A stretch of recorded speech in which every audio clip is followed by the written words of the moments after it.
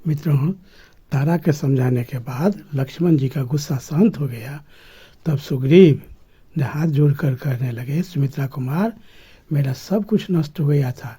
श्री राम प्रभु की कृपा से ही आज मुझे पुनः सब कुछ प्राप्त हो गया है। मैं तो जन्म जन्मांतर तक भगवान राम का ऋणी हूँ और रहूँगा। भगवान राम अपने ही प्रभाव से रावण का वध करेंगे। उसमें हम लोग तो मात्र निमित्त मात्र हैं, जिन्होंने एक ही बाण से 7 तार का पेड़ को, पर्वत को, पृथ्वी को, पाताल में रहने वाले राक्षस को, सभी को भेदन कर दिया। उसको दूसरे की क्या आवश्यकता है? सिर्फ एक प्रेम बस उन्होंने हमको साथ रखे हैं और हमसे मित्रता किए हैं। प्रेम बस मुझसे यदि कोई अपराध हो गया हो तो हमको क्षमा कर दीजिए। तो उसके बाद लक्ष्मण शांत हो गए और बहुत शांत होकर के बोले कि सुग्रीव, तुम्हारे साथ मित्रता होने से हमारे भैया सनाथ हो गए।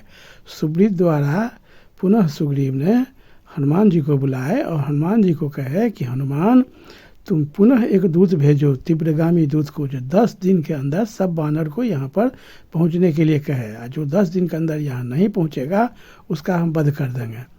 हड़बड़ा करके सभी बंदर भालू जहाँ जो था, सुग्रीव के डर से, सुग्रीव का शासन बहुत कड़ा था, इनके डर से सभी बानर तुरंत चल दिया। और ये लोग बात ही कर रहे थे, तब तक चारों दिशाओं से लाखों लाख की संख्या में बानर सब वहाँ पहुँचने लगा। कई अरब खरब बानर वहाँ पहुँच गया। ये सब कहानी सुनने के लिए वीडियो के अंत तक बने रहिए।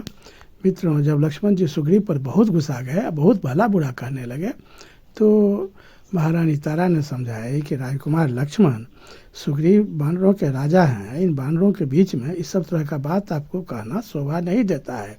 आप तो बहुत ज्ञानी पुरुष हैं, इतना बात नहीं कहना चाहिए। एक राजा को ऐसे बात नहीं कहना चाहिए। आप शांत हो जाइए। तब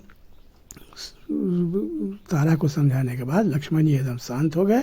जब लक्ष्मण जी शांत हो गए तो सुग्रीव ने हाथ जोड़कर उनसे कहने लगा, बाली कुमार, मेरे पास जो कुछ भी है सब आप ही लोगों का है। आप ही की कृपा से मुझे सब कुछ प्राप्त हुआ है। मेरे तो सब कुछ नष्ट हो गया था। मैं तो असहाय दीनहीन होकर के वन में रहता था, पर्वत के चोटी पर।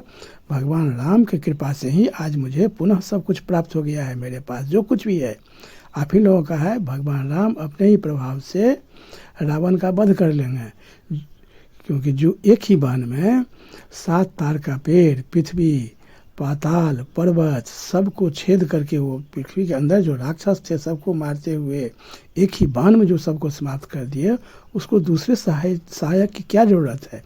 तब तो उन्होंने हम पर कृपा किए हैं कि हमसे मित्रता किए हैं और हमको अपना सहायक मान रहे हैं। यह मेरा बहुत बड़ा सौभाग्य है।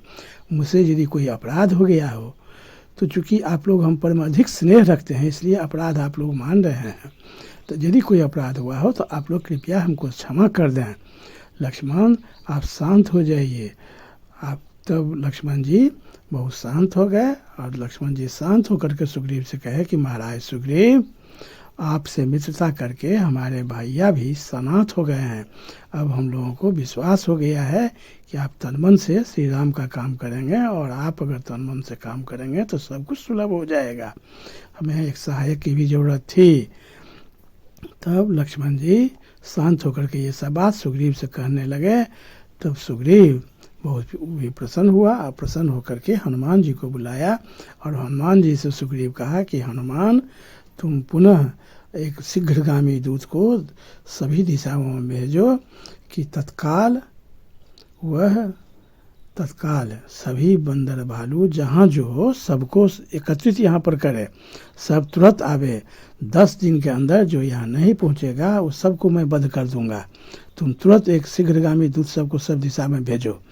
हनुमान जी तुरंत सब दूत को भेजे और उसके बाद तत्काल ही बहुत सारे वहाँ बंदर भालू पहुँचने लगे और सभी बंदर भालू वहाँ तुरंत आ करके सुग्रीव को प्रणाम करने लगे।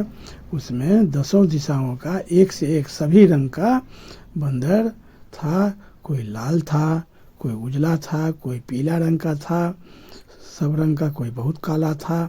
सभी रंग का, जो जिस प्रदेश में रहता था वहाँ के अन्न और पानी के कारण उसी रंग का सबका रूप हो गया था। सभी उर्ग में से एक अरब का अरब बंदर भालू सब वहाँ पहुँचने लगा। उसके बाद श्री राम से मिलने के लिए सुग्रीव को भी बहुत ज़्यादा उत्कंठा थी। तो लक्ष्मण जी ने कहे कि महाराज सुग्रीव, अब हम लोग चलें, अब आप भी चलिए और भैया राम से मिल लीजिए। तो सुग्रीव भी इस बात से बहुत ज़्यादा प्रसन्न हुआ और उन्होंने कहा कि हाँ सुमित्रा कुमार, आपने ये मेरे मन की बात कह दी है। हमारा भी बहुत इच्छा था कि जल्दी से जल्दी हम लोग प्रभु राम से मिलें, उनके चरण में जब मैं अपना क्षमा याचना निवेदन करूं, क्योंकि वो भी हम पर में दुखी हो गए होंगे। हम तो बंदर जाति हैं, हमको समय का ज्ञान नहीं रह पाया। बहुत दिन से कष्ट झेलने के बाद भोग विलास में लिप्त होकर के मैं ठगा गया। हम भोग विलास हमको ठग लिया, हम माया में फंस गए थे। तो हमारे माया को आपने दूर कर दिया, आप हमको इस दुख से उबार दिया। हमसे सचमुच में बहुत बड़ा पाप होने जा रहा था कि हम भोग विलास में रह करके प्रभु श्री राम का काम भूल गए। ये बंदर जात के कारण, हमारे चपलता के कारण ऐसा दोष हमसे हो गया। आप क्षमा कीजिए।